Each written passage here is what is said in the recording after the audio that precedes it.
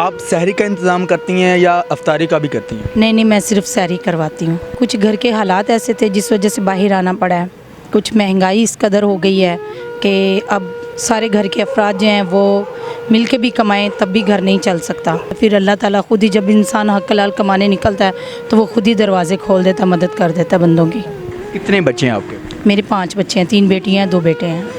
लोग तरह तरह की बातें सोचते हैं कि देखो इसका हस्बैंड भी है, इसके बच्चे भी हैं, इसके बावजूद ये बाहर आई है, पता नहीं क्या वजह है। कुछ भी सोचते रहें, लेकिन मुझे ये पता है कि मैं अपने बच्चों की खातिर बाहर निकली हूँ, अपनी मेहनत करती हूँ, हक हलाल अपने बच्चों को खिलाती हूँ। और जो मेरी बेटी ब्लड कैंसर थैलेसीमिया की पेशेंट है, मैं उसके लिए सब कुछ कर रही हूँ क्योंकि मैं उससे प्यार करती हूँ और वो मेरी जान है और उसको मैं मरता हुआ नहीं देख सकती। मैं 9 बजे के बाद आ जाती हूँ, कभी 10-11 भी बज जाते हैं, कभी 12 भी बज जाते हैं क्योंकि ऑटो पे आना होता है, मेरा और कोई ज़रिया नहीं है, तो वो फिर रिक्शा लाते लाते देर हो जाती है।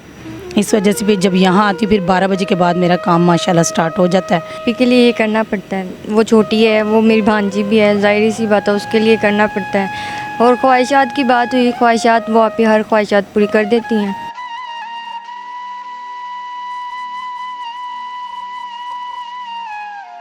मुझे ये दूसरा रमज़ान स्टार्ट हो गया है। पहले रमज़ान में मैं पीछे थी मार्केट के, अब मैं इस तरफ आ गई हूँ, शिफ्ट हो गई हूँ मैं इस तरफ।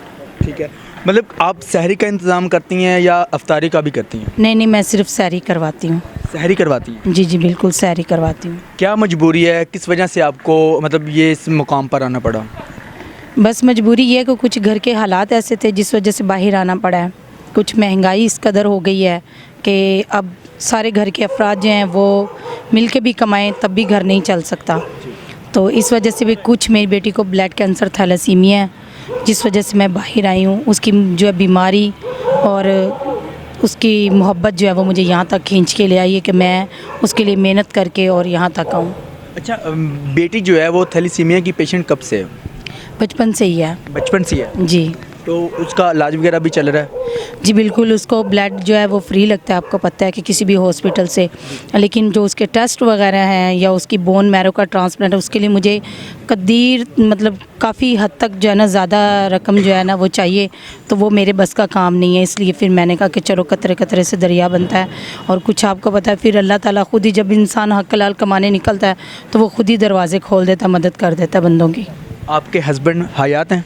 जी बिल्कुल हयात है, वो भी मेहनत करते हैं मेरे साथ, घर में भी मेरे साथ हेल्प करवाते हैं, यहाँ पे भी आके पराठे बनाते हैं, सारा काम करवाते हैं, घर में बच्चियों को भी देखते हैं, उसके बाद वो अपना काम भी करते हैं। कितने बच्चे हैं आपके? मेरे 5 बच्चे हैं, 3 बेटियाँ हैं, 2 बेटे हैं। जो बेटी थैलेसीमिया की पेशेंट है वो बड़ी है सबसे या छोटी है? नहीं, सबसे छोटी है, 12 साल की है, फातिमा नाम है उसका। आपके हस्बैंड काम क्या करते हैं? वो गाड़ी चलाते हैं फ़िलहाल तो इस टाइम किसी के साथ।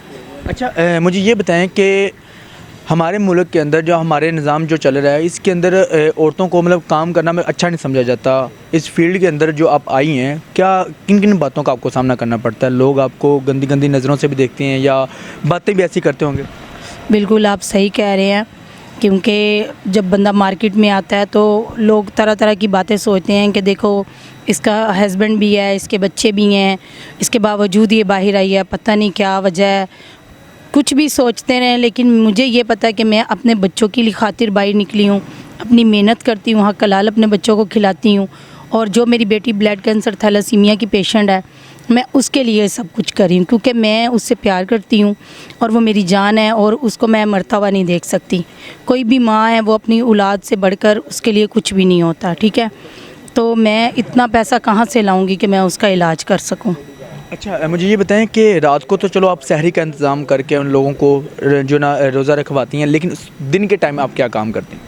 दिन के टाइम ये होता है कि रोज़ा वगैरह भी होता है तो घर में भी कुछ 100 काम होते हैं वो करते हैं। फिर जो रात को यहाँ लाना होता है सामान वो लेके आती हूँ, फिर उसको अपने हाथ से साफ़ सुथरा करके धो के हर चीज़ जो है वो फिर मैंने पका के यहाँ लानी होती है।